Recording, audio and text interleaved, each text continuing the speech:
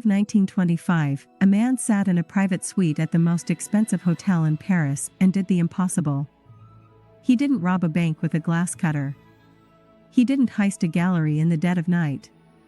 He sat across from a wealthy businessman, shook his hand, and sold him the Eiffel Tower. Think about that for a second. 7,000 tons of puddle iron. The global symbol of French pride. Sold to a scrap metal dealer for a suitcase full of cash. But here is the part that haunts the FBI to this day. The man who bought it, a seasoned, cynical industrialist, was so utterly humiliated by the realization that he'd been conned that he never went to the police. He didn't tell the press. He didn't even tell his wife. He just went back to his office, sat in his chair, and lived the rest of his life in a silent, expensive shame. That man was Victor Lustig. To the Secret Service, he was a chameleon with 22 different identities. To Al Capone, he was the only honest man in Chicago. But to history, he is the undisputed king of the con. He didn't use a gun, he used a tuxedo, a soft voice, and a deep understanding of the one thing we all have in common: greed. Welcome back to the Case Vault HQ. In our first file, we looked at the chemical terror of the Tylenol murders. Today, we are opening a very different kind of archive. We are traveling back to the Gilded Age to meet the man who realized that the world isn't built on stone and steel, it's built on belief. And if you can control what a person believes, you can own the very ground they stand on. But before he could sell a landmark, he had to perfect the miracle of the mahogany box. A device that promised the one thing every human wants, something for nothing. Part 2, The Son of Hostine. To understand how a man sells a monument, you first have to understand the mind behind the mask. Victor Lustig wasn't born a count. He was born in 1890 in the small, dusty town of Hostine, in what was then Austria-Hungary. It was a place where life was hard, honest, and incredibly boring. Victor was a linguistic prodigy. By his teenage years, he could slide between German, French, English, and Italian with the grace of a diplomat. But he didn't want a diplomat's life. He saw the hardworking people of his village and didn't see virtue, he saw a trap. He realized early on that there were two types of people in the world: the marks who followed the rules, and the players who wrote them. He moved to Paris as a young man, ostensibly to study, but he spent his time in the gambling dens and back-alley card games. It was here he learned the vulnerability read. He watched how a businessman's eyes changed when he was losing. He watched how a wealthy woman's posture softened when she was complimented. Before he ever touched a landmark, he codified his philosophy into the 10 commandments of the con. If you want to understand Victor Lustig, you have to memorize these rules. 1. Be a patient listener. 2. Never look bored. 3. Never discuss politics or religion unless you are agreeing with the mark. 4. Let the other person reveal their political views, then mirror them. 5. Never pry into a person's personal circumstances. 6. Never boast, let your importance be quietly obvious. 7. Never be untidy.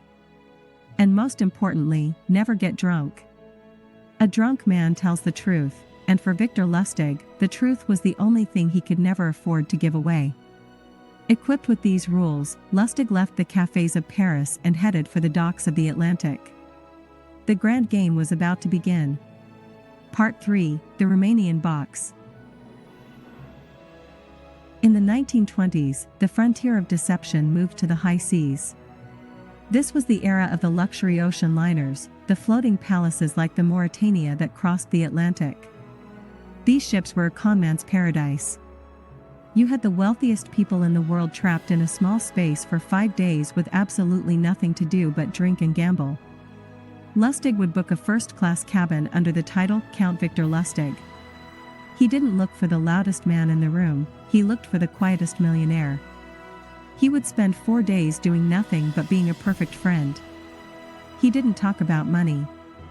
He talked about philosophy and art. He made himself the person everyone wanted to be around. But on the 4th night, he would invite his mark back to his cabin for a glass of rare scotch. And there, sitting on the desk, would be the Rumanian Box. It was a beautiful piece of craftsmanship, mahogany wood, brass fittings, and a series of hand-cranked gears that looked like something out of a scientist's laboratory. Lustig would pretend he didn't want to talk about it. But when the mark pressed him, he would finally sigh and whisper, "This is a chemical replicator. It's a secret technology from Romania. It can copy any currency on a molecular level. But it is slow. It takes 6 hours to replicate a single $100 bill." He would put in a blank slip of paper and a genuine $100 bill. He would turn the crank, and the box would hum. They would go back to the bar, have more drinks, and talk about the future. 6 hours later, they would return. Lustig would turn the crank, and out would come 2 crisp $100 bills. He would give one to the mark. "Go to the ship's bank tomorrow," Lustig would say. "See if they'll take it." The next morning, the mark would take the bill to the teller. The teller would confirm it was 100% genuine. Why? Because it was. Lustig had preloaded the box with 2 real bills. The replication was a magic trick. The mark's greed would instantly bypass their logic. They would beg to buy the box. Lustig would play hard to get. "It's my only source of income," he'd say. "It's my family's legacy." Eventually, he would relent, selling the mahogany box for $30,000, nearly $500,000 in today's money. He would tell the buyer, "Do not open the box for 12 hours, or the light will ruin the chemical reaction." By the time the 12 hours were up, the ship had docked, and Victor Lustig was 3 states away. The buyer would open the box to find nothing but scrap metal and empty glass bottles. And just like the man who bought the Eiffel Tower, they never went to the police. They couldn't. To report the crime was to admit they tried to buy a counterfeiting machine. They were trapped by their own illegal intent. Part 4: Selling the Unsaleable. By 1925, Lustig was back in Paris. He was 40 years old, at the height of his powers, and completely broke. He had spent his ocean liner fortunes on high-stakes baccarat. He was sitting in a cafe, picking at a croissant, when he saw the headline that would ignite the greatest scam in history. The Eiffel Tower was falling apart. Built for the 1889 World's Fair, it was only supposed to stand for 20 years. Now, it was 36, and it was a rusting eyesore. The Parisian public hated it. The government was complaining about the cost of paint and maintenance. One official was quoted saying, "It would be cheaper to tear it down and sell it for scrap." To a normal person, this was a boring story about city budgets. To Victor Lustig, it was a for sale sign on the world's most famous landmark. He didn't hesitate. He hired a high-end forger to create official stationery from the Ministry of Posts and Telegraphs. He rented a private suite at the Hôtel de Crillon, the most prestigious hotel in France. He sent out 6 invitations to the top scrap metal executives in Paris.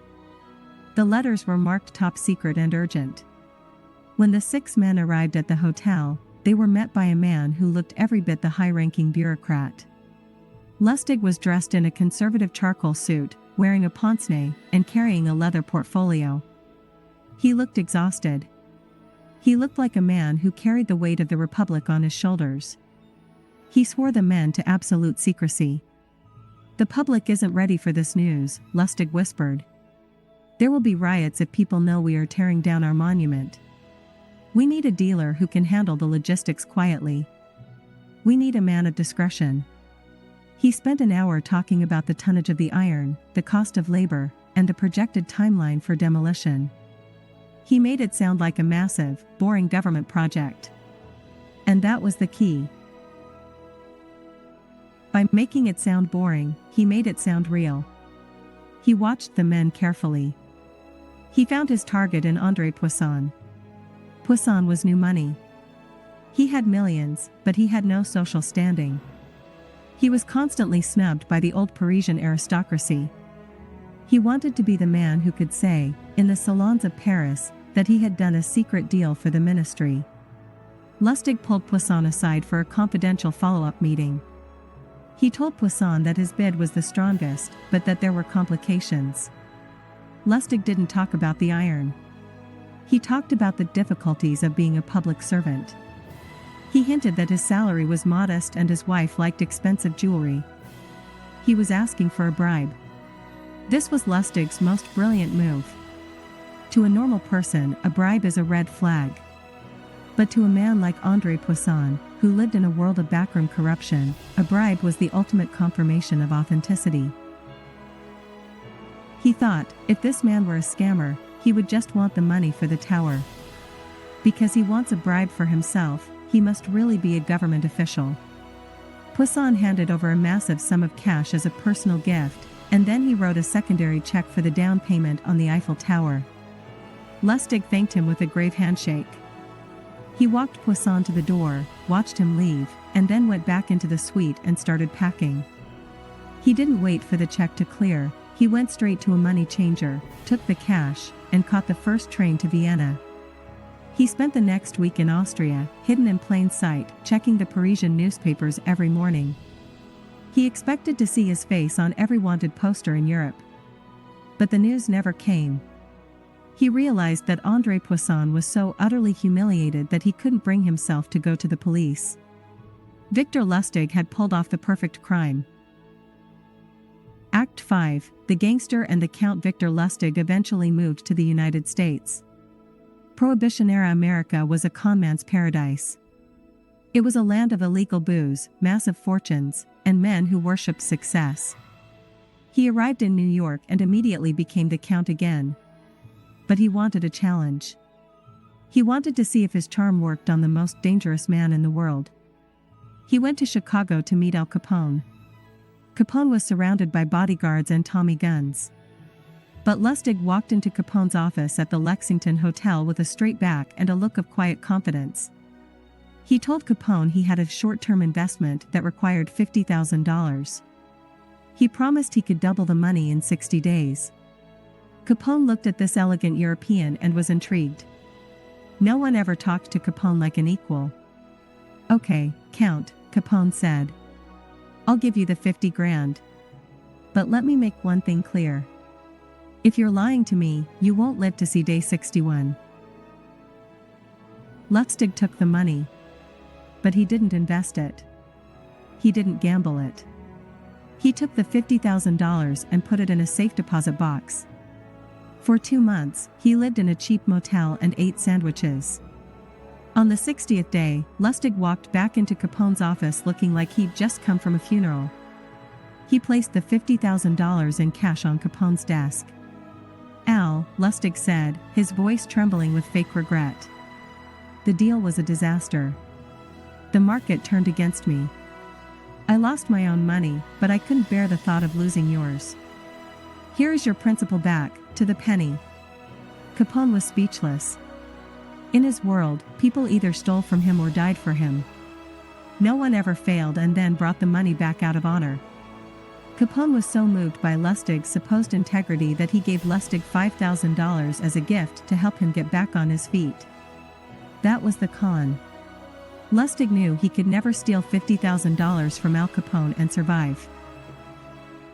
But he could trick Capone into giving him $5,000 as a tip. He had used the most violent man in America as a short-term bank. Act 6, the fall and the rock. Lustig's luck finally frayed in the mid-1930s. He had become a master counterfeiter, flooding the United States with the Lustig money, fake bills so perfect they were causing a crisis in the banking system. But it wasn't a detective that caught him. It was a woman. Lustig was involved with a mistress named Billy May. When she discovered that Lustig was seeing another woman, a young socialite in New York, her loyalty turned to fire. She called the federal agents and told them exactly where the Count was hiding. The arrest was a media sensation. But even in chains, Lustig was a performer. He spent weeks observing the guards at his federal prison. He noticed the window washers and their routine. On the day of his escape, he cut through the bars of his cell and lowered himself down the side of the building on a rope of bedsheets. He carried a white rag and a bucket. When people on the street looked up, they didn't see an escaping prisoner, they saw a maintenance worker. He even waved at the guards on the ground. They waved back. He was free for 27 days before being cornered in Pittsburgh. This time, there would be no escape. He was sentenced to 20 years and sent to the one place built for men like him, Alcatraz. On the Rock, Lustig was a model prisoner. He didn't fight. He didn't plot. He spent his time in the laundry and the library. He was even reunited with Al Capone, who was also a prisoner there. They would walk in the yard together, two kings of a world that had moved on without them. In 1947, Victor Lustig died of pneumonia at the age of 57. When the clerk at the hospital was filling out his death certificate, they came to the line for occupation. They looked at the records of this man who had sold the Eiffel Tower twice, tricked the most dangerous gangster in history, and forged millions of dollars. The clerk didn't write criminal. They didn't write prisoner. They wrote apprentice salesman. It was the perfect final irony. Victor Lustig didn't leave behind a fortune. He died with nothing. But he left behind a legacy of absolute audacity. He showed us that the system is only as strong as the people inside it, and people are always vulnerable to their own desires. Victor Lustig didn't sell iron, he sold a dream. He sold the idea that there is always a shortcut. And even now, 100 years later, we are still buying what he was selling. Case file number 002 is officially locked. Next time on the Case Vault HQ, we move from the streets of Paris to the stormy skies over the Pacific Northwest. A man in a suit, a parachute, and $200,000 in cash that vanished into the trees and into legend. We are going deep into the mystery of D.B. Cooper. If you stayed with us through the full investigation of the count, you are part of the Case Vault HQ elite. Hit that like button, subscribe, and share this file with someone who loves a good story. The Case Vault is closed. We'll see you in the sky.